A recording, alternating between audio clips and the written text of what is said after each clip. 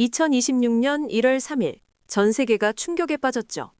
미군 특수부대가 베네수엘라 수도 한복판을 급습해 현직 대통령을 생포했습니다. 눈과 귀가 가려진 채 손이 결박당한 마두로 대통령이 미국 뉴욕으로 압송되는 장면이 CNN을 통해 전 세계에 생중계됐죠. 대체 무슨 일이 벌어진 걸까요? 왜 미국은 지금 베네수엘라를 쳤을까요? 그리고 이 사건이 앞으로 우리에게 어떤 영향을 미칠까요? 오늘은 2026년 베네수엘라 사태, 그 전말을 낱낱이 파헤쳐보겠습니다. 먼저 사건의 전개를 정리해보죠. 2026년 1월 3일 현지 시간 새벽 2시경입니다.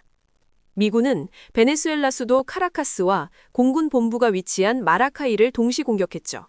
이 작전의 이름은 확고한 결의, 오퍼레이션 앱솔루트 리졸브입니다. 미 육군 최정예 특수부대 델타포스가 투입됐고요. 150대가 넘는 항공기가 동원됐습니다. 카라카스 근처에서 최소 7차례의 폭발음이 관측됐고 사이버 공격으로 도시 일부 지역에는 정전까지 발생했죠. 뉴욕타임스 보도에 따르면 이 작전으로 베네수엘라 군인과 민간인 등 최소 40명이 숨졌습니다. 하지만 놀라운 건 이 모든 게 단 3시간 만에 끝났다는 겁니다. 마두로 대통령은 대통령궁인 미라플로레스 궁에서 저항하는 친위대와의 교전 끝에 결국 생포됐죠. 그리고 미국 본토로 압송됐습니다. 트럼프 대통령은 직접 SNS를 통해 체포 사실을 공개했고요. 마두로는 미국에서 형사재판을 받게 될 것이라고 선언했습니다. 그럼 이제 핵심 질문으로 들어가 보죠. 미국은 왜 하필 지금 베네수엘라를 친 걸까요? 첫 번째 이유, 바로 마약 밀매 혐의입니다. 미국 법무부는 이미 2020년부터 마두로에게 1,500만 달러, 우리 돈으로 약 200억 원의 현상금을 걸었죠. 그리고 지난해 펜 본디 법무장관은 이 현상금을 5천만 달러, 약 723억 원으로 올렸습니다. 마두로는 태양의 카르텔이라는 거대 마약 밀매 조직의 수장으로 지목됐고요. 미 연방검찰은 마두로 등이 콜롬비아 무장혁명군과 공모해 미국에 코카인을 대량 유입시켰다고 밝혔습니다.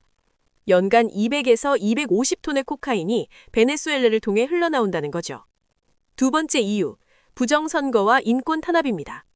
마두로 정권은 지난 대선에서도 부정 의혹에 휩싸였고요.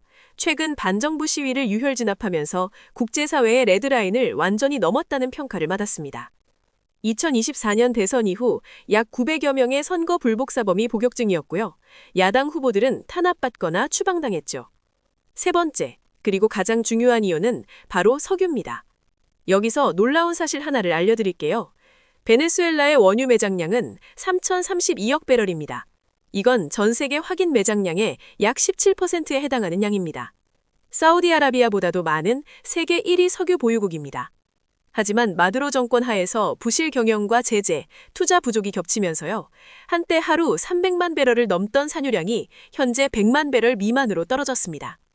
트럼프 대통령은 이 엄청난 석유 자원을 언급하며 미국 석유 기업들이 베네수엘라 석유 산업 재건에 수십억 달러를 투입할 것이라고 밝혔죠. 베네수엘라에 과도 정부를 세우고 안정적인 정권 이양이 마무리될 때까지 미국이 직접 관리하겠다는 겁니다. 이번 사태에 대한 국제사회의 반응은 극명하게 갈렸습니다. 러시아와 이란, 중국은 명백한 무력 침략이라며 강력히 규탄했죠. 북한도 주권 침해이자 전쟁 행위라고 반발했고요. 반면 에쿠아도르의 다니엘 노보아 대통령은 차베스주의 마약 범죄자들이 남미 대륙 전체에서 붕괴될 것이라며 환영했습니다. 파라과이도 마두로 정권은 테러 조직이므로 권력 유지는 지역에 위협이 된다고 덧붙였죠. 그럼 이제 여러분이 가장 궁금해하실 질문들을 다뤄보겠습니다. 첫 번째, 이것이 제3차 세계대전으로 번질까요? 결론부터 말씀드리면 당장은 가능성이 낮습니다. 베네수엘라의 우방인 러시아와 중국, 이란이 강력히 비난하고 있지만요. 미국과의 전면전으로 확대될 조짐은 보이지 않고 있죠. 다만 남미 지역 내 반미 정서가 확산되고 국지적인 게릴라전은 당분간 지속될 것으로 보입니다.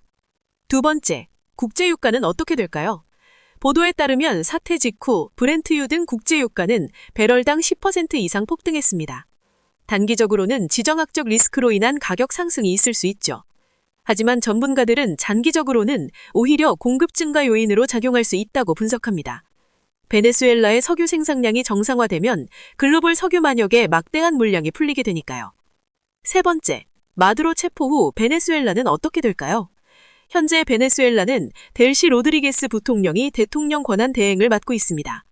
로드리게스 부통령은 베네수엘라에서 대통령은 마두로 단 한 명뿐이라며 강력히 반발하고 있죠. 하지만 트럼프 대통령은 친미 성향의 망명 정치인 에드몬도 곤살레스 전 대사의 정권 이양에 지지하는 입장입니다. 권력 공백 상태에서 친미 야권과 마두로 잔여 세력 간의 극심한 내부 혼란이 예상되는 상황입니다. 자, 지금까지 2026년 베네수엘라 마두로 대통령 체포 사건을 완전히 분석해봤습니다. 간단히 정리해볼까요? 첫째, 미군 특수부대가 작전명 확고한 결의를 통해 3시간 만에 마두로를 생포했고요. 둘째, 마약 밀매 혐의와 부정선거, 그리고 세계 1위 석유자원이 그 배경에 있었습니다. 셋째, 국제유가 폭등과 남미 정세 불안정 예상되는 상황입니다. 하지만 여기서 한 가지 더 생각해봐야 할 점이 있죠. 이번 사건이 과연 정의의 실현일까요? 아니면 석유를 노린 제국주의일까요? 트럼프 대통령은 마약 카르텔 소탕을 명분으로 내세웠지만요. 실제로 300억 배럴이 넘는 석유 자원과 중국의 영향력 차단이 더 큰 목적이었다는 분석도 나오고 있습니다. 여러분은 어떻게 생각하시나요? 미국의 이번 작전이 정당한 법 이행이었을까요? 아니면 국제법을 무시한 일방적인 침공이었을까요? 그리고 이 사건이 앞으로 한국을 포함한 국제사회에 어떤 영향을 미칠 것 같으신가요? 여러분의 생각을 댓글로 꼭 남겨주세요. 영상이 유익하셨다면 구독과 좋아요, 알림 설정까지 부탁드립니다. 다음 영상에서 더 깊은 있는 분석으로 찾아뵙겠습니다. 감사합니다.